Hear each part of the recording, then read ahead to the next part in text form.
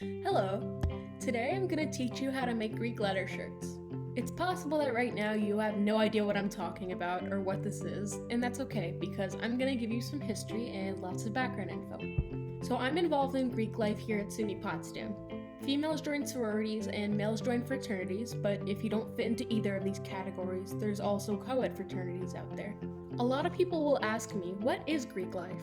To keep it as simple as possible, a sorority or a fraternity is a Greek-lettered organization of like-minded individuals who raise awareness and money for a philanthropy, which is an organization that each Greek-lettered group chooses that is near and dear to them.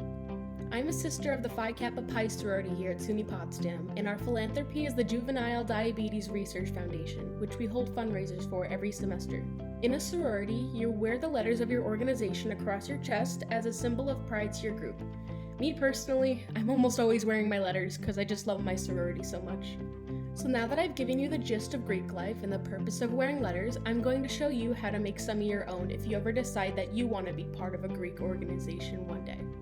A lot of people will buy their letters off of websites, but I like to make my own letters. For this project, you will need 2 pieces of fabric, one decorative fabric, and the other will be your backing fabric that will go behind this fabric.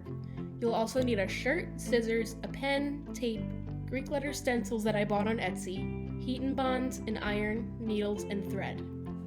Picking out the fabric is always pretty exciting. I might have a bit of an obsession for collecting fabric, so I've got a lot to choose from here.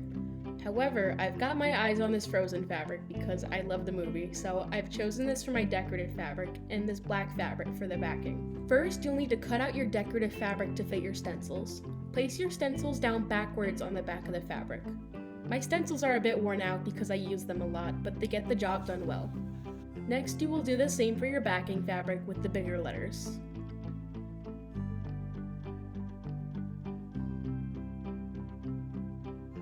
Next, you'll cut out 2 pieces of heat and bond that are the same size as your fabrics.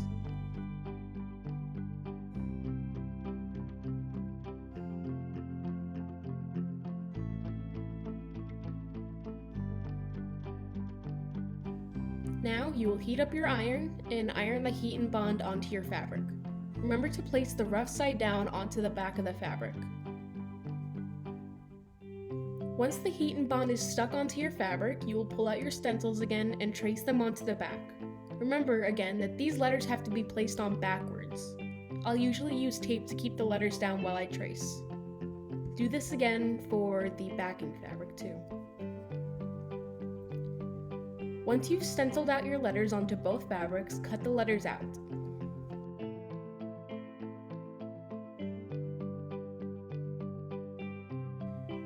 Then you'll return back to your iron, peel the backing off of the decorative fabric, and iron it onto your backing fabric.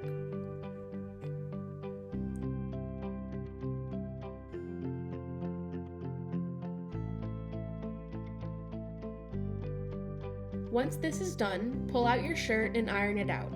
Then you will peel the backing fabric off of your letters once again, position them how you want, then iron them onto the shirt. The heat and bond is good at keeping these in place, but after a long time it has the tendency to want to peel off the shirt. To keep this from happening, we're going to sew the letters in place. You're free to use a sewing machine if you'd like, but I'm not good with a sewing machine, so I hand sew my letters. For this step, you'll want to choose threads that match the color of your fabric. I usually cut out a piece that's as long as both of my arms extended, like this. Once you cut the piece of thread, loop it through the needle and tie it at the top. From here, you'll just start sewing, starting from the inside of the shirt. This is probably the longest step. It usually takes me a couple of hours to sew a shirt, but just be patient with it and you'll get the best possible result. And there you have it. Here's my finished sorority letter shirt. I love doing this because it's a lot cheaper than the ones that you buy online. I hope that you've learned something from this, and thank you for watching.